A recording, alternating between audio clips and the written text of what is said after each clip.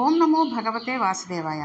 నిన్న మనము ధర్మరాజు గారు భీష్మాచార్యుల వారి పాదాపద్మాలకు నమస్కరించి అసలు ధర్మము అంటే ఏమిటి అని తెలుసుకోవాలన్న ఉత్సాహంతో అడిగితే భీష్ముల వారు ధర్మం గురించి సంతోషంతో చెప్పడం ప్రారంభించేశాడు. ధర్మము అంటే ఆచరించినది అని అర్థం. ఆచార ప్రభువో ధర్మ అంటే తాను ఆచరించినది ధర్మం కాదు, తాను ఏది పాటించి అనుష్ఠించి అనుసరించి ఆచరించినది ఏదో అది ధర్మం. మొట్టమొదట అటువంటి ధర్మాన్ని ఆచరించేటప్పుడు అందులో ఉండే పరమాద్భుతమైన రెండు కోణాలను గురించి భీష్మాచార్యుల వారు మాట్లాడుతున్నారు. అంటే దేన్నైతే మనం చేసి దానికే ఎప్పుడూ కూడా ఒడంబడి ఉంటామో అదే ధర్మం.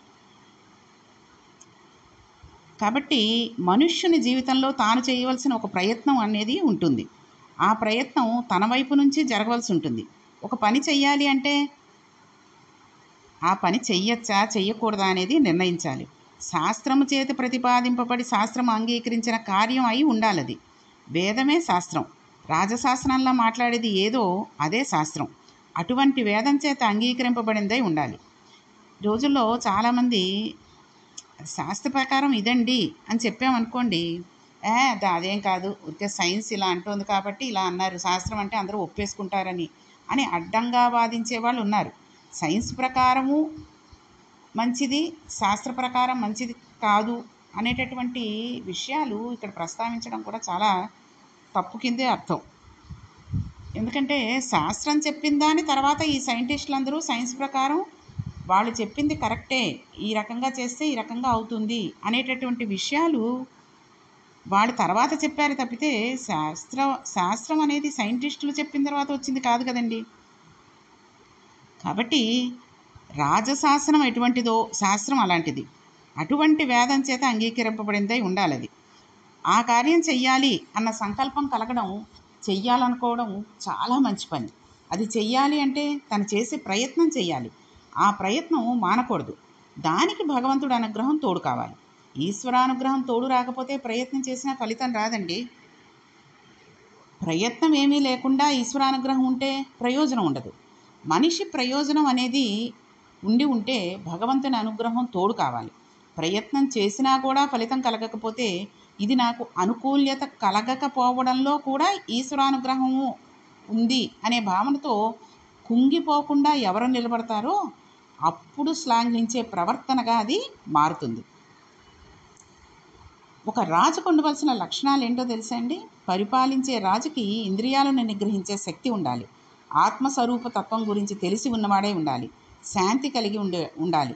కామము క్రోధము రెండూ లేకపోతే శాంతి కలుగుతుంది. ఇక్కడ నేను ఇంతకు ముందే చెప్పాను, ఒక రాజు అంటే రాజ్యాన్ని పరిపాలించే రాజు ఆ రోజులను బట్టి, ఒక ఇంటిని పరిపాలించే యజమాని ఈ రోజుల్లో చెప్పాలంటే రాజు కిందే లెక్క. కాబట్టి ఒక ఇంటి యజమానికి లేదా ఇల్లాలికి ఇద్దరికీ కూడా ఉండవలసినటువంటి ముఖ్య స్వభావాలు ఏమిటి, ముఖ్య లక్షణాలు ఏమిటి అనేది మనం ఇక్కడ తెలుసుకుంటున్నాం. కాబట్టి ఇటువంటి లక్షణాలని మనం ఇక ముందు నుంచి పాటించడానికి ప్రయత్నం చేద్దాం. కామము క్రోధము రెండూ లేకపోతే శాంతి కలుగుతుంది. రాజు ఆసనం మీద కూర్చున్నప్పుడు ఏ రాగం చేత ఆకర్షితుడు కాకూడదు, అంటే ఏ విషయాల మీద ఆకర్షితుడు కాకూడదు. అలాగే ఏ క్రోధం చేత ఉద్రేకాన్ని పొందినవాడు కూడా కాకూడదు. రెండు స్థితులను దాటిన ఆయన తరంగాలు లేని సరోవరంలా ప్రశాంతతను పొంది ఉంటాడు. ఆ ప్రశాంతతలోంచి ఉత్తమమైన ఆలోచనలు, అద్భుతమైన నిర్ణయాలు జరుగుతూ ఉంటాయి. దానివలన ఆయన ప్రజారంజకుడై ప్రజలను పాలించి శాశ్వతమైన కీర్తిని పొందగలుగుతాడు. అంతే కదండి. ఇంట్లో యజమాని కోపం తెచ్చేసుకుని భార్య మీద పిల్లల మీద ఎగిరేస్తే, లేదా భార్య కోపం తెచ్చుకుని ఇంటి యజమాని మీద పిల్లల మీద ఎగిరేస్తే ఆ సంసారం ఎప్పుడూ కూడా ఒక శోకంతో నిండిపోయి ఉంటుంది. అలాగే అవతల వాళ్ళు కోపం తెచ్చుకుని ఏదో అన్నప్పుడు తను శాంతంగా ఉండి దాని ఉద్దేశం ఏమిటి, ఎందుకు అలా అన్నారు, ఎందుకు ఈ రకంగా జరిగింది అనేటటువంటి విషయాలని ఆకళింపు చేసుకుని శాంతితోటి కనుక దానికి ఒక అద్భుతమైన ఆలోచన, ఉత్తమమైన నిర్ణయం తీసుకుంటే ఆ సంసారం ఎంతో బాగుంటుంది, ఆ రాజ్యం ఎంతో బాగుంటుంది. దానివలన ఆయన ప్రజారంజకుడై ప్రజలను పాలించి శాశ్వతమైన కీర్తిని పొందగలుగుతాడు. ఇక్కడ శీలము అంటే మంచి స్వభావము, అది ఆయన యొక్క సహజ లక్షణమై ఉంటుంది. ఎప్పుడూ స్వభావ సిద్ధంగా సాత్వికమైన ఆలోచనల పరంపరలతో కూడుకున్నవాడు శ్రీమంతుడు. అటువంటి రాజు యశస్వి అయి చేసే పనులన్నీ ఉత్తమమైనవి అవుతాయి. తీసుకున్న నిర్ణయాలన్నీ మహోత్కృష్టాలు అవుతాయి. కలిగే సంకల్పాలన్నీ సాత్వికములు శాస్త్రీయములు అవుతాయి. ఆ కారణం చేత విశేషమైన కీర్తిని సముపార్జించి ఆ రాజు ఎంతో సుఖాన్ని పొందుతాడు. ఒక రాజుకి ఈ లక్షణాలు తప్పకుండా ఉండాలి. సుహృత్తు అంటే ప్రాణప్రదమైన స్నేహితుడు. మనం బాధపడడం ఆయన కలలో కూడా అంగీకరించడు. అంతటి మంచి స్నేహితుడై ఉండాలి. మనని అంటిపెట్టుకుని ఉండే ఉత్తమమైన లక్షణం మన క్షేమం, యోగం, అభ్యున్నతిని కోరదగిన మన ప్రవృత్తి లక్షణంగా కలిగిన ప్రాణప్రదమైన స్నేహితుడు జీవితంలో ఉంటే మనం తొట్రుపడకుండా ఆయన మనని కాపాడుతూ ఉంటాడు. స్వామి, అమాత్యుడు, సుహృత్తు, కోసము, రాష్ట్రము, దుర్గం, బలం అనే 7 ప్రకృతులను నిరంతరం ఆయన గుర్తించాలి. ఈ 7ంటిని తాను గుర్తించి తన చుట్టూ వాటిని ఏర్పాటు చేసుకుని ఏమాత్రము అవి వైక్లభ్యం పొందకుండా జాగ్రత్తగా నిర్వహించినటువంటి వాడై వాటికి రెండిటిని ఆధారభూతాలని చెయ్యాలి రాజు. అవేంటో తెలుసా అండి?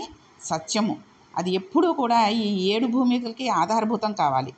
అనృతము పలకకుండా స్థిరచిత్తమాన్ని పొందడమే సత్యం. రుజువర్తనము అంటే ముక్కుకి సూటిగా ఉన్నది ఉన్నట్టుగా మాట్లాడడం, త్రికరణ శుద్ధిగా ప్రవర్తించగలిగినటువంటి నేర్పు కలిగిన వాడై ఉండాలి. అంటే తన బంధువైనా సరే తప్పు చేశాడు అంటే ఆఖరికి తండ్రి అయినా, కొడుకైనా, కూతురైనా, భార్య అయినా తప్పు జరిగింది అంటే వాళ్ళ వెంపు మాట్లాడకుండా శిక్షించేటట్టుగా ఉండగలగాలి. వీటిని ఆధారంగా 7 ప్రవర్తనలను నిర్వహిస్తూ దండనీతిని పాటిస్తూ తాను రాజదండాన్ని పట్టుకున్నది లోకమంతటికీ రక్షగా ఏర్పాటు చేయడానికి అనేటటువంటి విషయాన్ని పూనికగా మనసు ధారణ చేసి ఎవరైతే ఉంటారో అటువంటి రాజు చాలా విశేషమైన రీతిలో ప్రకాశించగలిగి ఉంటాడు. రాజు రాజదండనము పట్టుకున్నప్పుడు శిక్షించడానికే పట్టుకుంటాడు. ఎటువంటి వారిని శిక్షించినా రాజు అయ్యో వారిని చంపానే అని బెంగ పెట్టుకోవాల్సిన అవసరం ఉండదు. ఎందుకంటే రాజుకి నీతి ఏమిటి, న్యాయం ఏమిటి అనేది తెలుసు. కాబట్టి ఆయన ఏది చేసినా అయ్యో వీళ్ళని ఫలానా వాళ్ళని అనవసరంగా శిక్షించాలి అనేటటువంటి భయం అనేటువంటి బాధ ఉండదు కూడా. ప్రశాంత చిత్తంతో ఉండవలసిన వేదాంతాభ్యాసం చేసిన బ్రాహ్మణుడు 10 మందికి తను నేర్చుకున్న విద్య దానం చేసి సంతోషంగా జీవించవలసిన బ్రాహ్మణుడు వేదాంతాలను చదువుకున్నవాడు, అనుష్ఠానంలోకి తెచ్చుకుని నిరంతర శాంతిని అనుభవించిన భక్తి, జ్ఞాన, వైరాగ్యాలతో ఉండవలసిన బ్రాహ్మణుడు ఎన్ని చదువుకున్నప్పటికీ ఆయుధం పట్టుకుని యుద్ధభూమికి వెళ్ళి ఇతరులను సంహరిస్తున్నప్పుడు ఆ వ్యక్తిని చంపడం అన్నది ధర్మమే. అటువంటి వారిని సంహరించడం అధర్మం కాదని భీష్ముడు ధర్మరాజుతో చెప్పాడు. ధర్మరాజు మనసులో చదువు నేర్పినవాడు, మహానుభావుడు, ద్రోణాచార్యుల వారిని యుద్ధంలో సంహరించానని నేను చెప్పిన కొడుకు చనిపోయాడన్న మాటలు నమ్మి అస్త్ర సన్యాసం చేశాడు. ఆయన మరణానికి నేను కారణం అయ్యానని మనసులో పెద్ద ఆవేదన ఉంది కదండి. అది భీష్ముని మాటల వలన ఉపశమించింది. అంతే కదండి. ఒక బ్రాహ్మణుడు ఉన్నాడు, అతను ఎంతో చదువుకున్నాడు, ఎన్నో వేదాంతాలు తెలిసినవాడు, అవన్నీ కూడా అనుష్ఠానంలోకి తెచ్చుకున్నవాడు.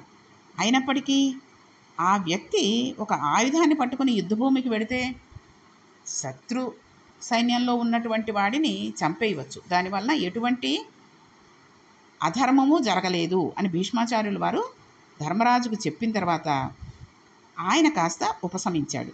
ఒకప్పుడు వర్ణాశ్రమ వ్యవస్థ, దానిని ఆధారం చేసుకుని ప్రవర్తించిన ధర్మం చాలా గట్టిగా ఉంచుకున్న రోజులైన ద్వాపర యుగంలో భీష్ముడు ఆనాటి పరిస్థితులను ప్రధానంగా దృష్టిలోకి తీసుకుని రాజ్యాన్ని ఎలా పరిపాలించాలి అన్న విషయాన్ని ధర్మరాజుకి చెప్పిన విషయాలుగా వీటిని స్వీకరించాల్సి ఉంటుంది. కాబట్టి భీష్ముడు ఉండవలసిన మెలకువల గురించి, పాటించవలసిన అద్భుతమైన నియమాల గురించి చాలా గొప్ప విషయాలను ప్రతిపాదన చేస్తున్నాడు. రాజు పరమ ప్రశాంతుడైపోతే, అంటే కనీసం ఆయన కడిబడినప్పుడు చేత దండం పట్టుకున్నవాడు, అనుగ్రహ శక్తి కలిగిన వాడనే ఒక భయాన్ని ఉంచకపోతే ఆయన గురించి ఎవరూ లెక్కపట్టిన స్థితి ఏర్పడుతుంది. అంతే కదండి. అతను హుంకారం చేస్తేనే మిగిలిన వాళ్ళు భయపడతారు. ఇప్పుడు వెనకటికి ఒక పాము ఉండేదిట. ఆ పాము బయటకు వచ్చేసరికి చూసిన వాళ్ళందరూ భయపడిపోయి పరిగెత్తి పారిపోతూ ఉంటారు. అంతే కదండి. పాము కాటు వేస్తుందేమో అనే భయం అందరికీ ఉంటుంది కదా. ఆ పాము ఒక ముని దగ్గరికి వెళ్ళి, నన్ను చూస్తే అందరూ భయపడిపోతున్నారు, నేను వాళ్ళని ఏం చెయ్యను, అయినా సరే వాళ్ళు అలా భయపడిపోతున్నారు, ఎందుకు అలా చేస్తున్నారో నాకు అర్థం కావట్లేదు అంటే, సరే అయితేను నువ్వు ఒక చోట పడుకుని ఉండు, వాళ్ళు భయపడకుండా ఉంటారు, అప్పుడు నీకేమైనా కావాల్సిన పాలో గుడ్లో ఏవో ఒకటి తీసుకొచ్చి పెడుతూ ఉంటారు అని చెప్పేట. సరే అని చెప్పి అది అది ఒక చోట పడుకుని ఉండిపోయింది, ఓ చెట్టు కింద పడుకుని ఉండేసరికి వచ్చేవాళ్ళు పోయేవాళ్ళు పామును చూసి కొన్నాళ్ళు భయపడ్డారు. అది కదలట్లేదని ఒక చిన్న రాయి వేసి చూస్తే కదలకుండా ఉంటుందేమో అన్న భయంతో, ఒక ఆతృతతోటి దాని మీద రాళ్ళు వేయడం మొదలుపెట్టారట. ఆ రాళ్ళు చిన్నవి కాస్త పెద్దవయ్యాయి. అయినా సరే అది కదలకుండా ముని చెప్పిన మాటలు వినాలి అనేటటువంటి ఉద్దేశంతో అలాగే పడుకునిందిట. ఈ రాళ్ళు కొట్టడం, కర్రలతోటి కొట్టడం ఎక్కువైపోయేసరికి అది మళ్ళీ ముని దగ్గరికి వెళ్ళి, మహారాజ్ మహాముని, నేను మీరు చెప్పినట్టుగానే కదలకుండా ఓ చెట్టు కింద పడుకుని ఉన్నాను. వాళ్ళు నాకు పాలు పళ్ళు తెచ్చిపెట్టడం అటుపక్క నుంచండి, రోజు రాళ్లతో కర్రలతో కొడుతున్నారు, నేనేం చెయ్యను అని అడిగిందిట. అప్పుడు ఆ ముని అన్నట్ట, ఓసి పిచ్చిదానా, నువ్వు పడుకుని ఉండమంటే పడుకునే ఉండడం కాదు, నీ స్వభావంగా ఉన్నటువంటి బుసని కొడితే అవి దూరంగా వెళ్ళిపోతారు వాళ్ళందరూ. అప్పుడు ఏవైనా తెచ్చినవి అక్కడ పెట్టిన తర్వాత నువ్వు బుస కొడితే వాళ్ళు దూరంగా వెళ్ళాక నువ్వు తీసుకోవచ్చు కదా. నీ సహజ సిద్ధమైనటువంటి ఆయుధాన్ని వాడుకోకుండా వాళ్ళు ఏదో నిన్ను కొడుతున్నారని అనుకోవడం ఎందుకు అని అడిగేట. కాబట్టి రాజుగారికి సహజ సిద్ధమైన ఆయుధం ఏంటండి? చేత దండం పట్టుకోవడం. అలా పట్టుకున్నవాడు నిగ్రహ అనుగ్రహ శక్తి కలిగిన వాడనే ఒక భయాన్ని కనుక ఉంచకపోతే ఆయన గురించి ఎవరూ లెక్కపెట్టని స్థితి ఏర్పడుతుంది. అలా జరిగితే ప్రజలలోనే కొంతమంది రాజు పట్ల చులకన భావన పొంది ఆడించేస్తూ ఉంటారు. అతి మంచితనం ఉపకరణంగా వాడుకోవడానికి తీసుకుంటారు. కాబట్టి రాజు అనేవాడు అలా ఉండకూడదు. అతి కోపంతో రాజు ప్రవర్తిస్తే ప్రజలు దగ్గరికి రావడానికి ఇష్టపడక భయపడి పారిపోతారు. ఏ విషయానికి ఆ విషయంగానే పరిశీలించడం రాజుకి రావాలి. రాజైన వాడికి అతి కోపము, అతిగా చనువు ఇవ్వడం పనికిరాదు. ఎంతలో ఉంచాలో మనుషుల్ని, జనాల్ని అంతలోనే ఉంచాలి. వసంతకాలంలో ప్రకాశించే సూర్యులుగా ఉండాలి. రాజు ఉపకార ధోరణి వలన ప్రజలు ఎంతో సంతోషాన్ని పొందుతారు. ప్రేమ భావన స్వభావాన్ని మనసులో ఉంచుకుని అర్హులైన వారికి అందించవలసిన ఫలాన్ని అందిస్తూ రాజు జాగ్రత్తగా పరిపాలన చేయాలి. రాజు తన కోపాన్ని కానీ తొందరపాటును కానీ కోట్ల మంది మీద రుద్దుతున్నానని గుర్తుపెట్టుకోవాలి. ఏదో కోపాన్ని మనసులో పెట్టుకుని ఏదైనా తొందరపడి ఆజ్ఞను జారీ చేస్తే ఆ కారణంగా కొన్ని కోట్ల మంది ప్రజలు ఇబ్బంది పడతారు అనే విషయాన్ని అతను అర్థం చేసుకోవాలి. పై స్థాయిలో ఉన్న పరిపాలకులు నిర్ణయం చేసేటప్పుడు జాగ్రత్తగా గమనించి ఈ రెండిటికి అతీతమైన స్థితిలో ఉండగా రాగద్వేషాలు లేకుండా నిర్ణయం తీసుకోవాలని, ఆదర్శవంతంగా ఎలా పరిపాలన చెయ్యాలి అని భీష్ముల వారు చెబుతున్నారు.